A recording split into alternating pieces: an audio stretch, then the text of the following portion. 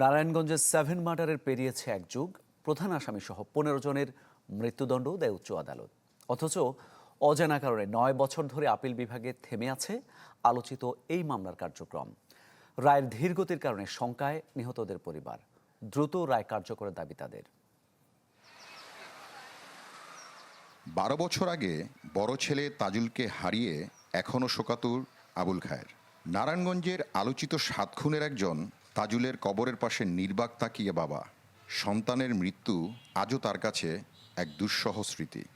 সাধারণ মৃত্যু হলে একটা মেনে নেওয়া যায়, কিন্তু এত বিকৃতভাবে তারা মারছে,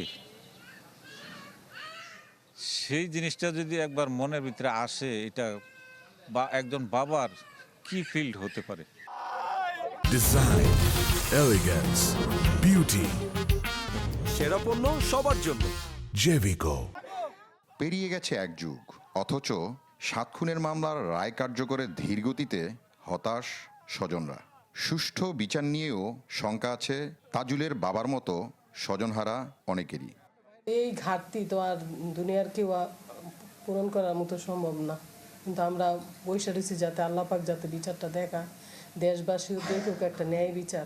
এই হত্যাকাণ্ডের সাথে জড়িত কিছু র্যাবের সদস্য বা কিছু আসামি এখনো পলাতক আছে, যাদেরকে দীর্ঘ 12 বছরেও আইনের আওতায় আনার ব্যাপারে কোনো পদক্ষেপ নিয়েছে কিনা আইন শৃঙ্খলা বাহিনী, এটা আমি আইন শৃঙ্খলা বাহিনীর কাছে প্রশ্ন রাখলাম। 7 খুনের ঘটনায় মামলা হয় দুটি।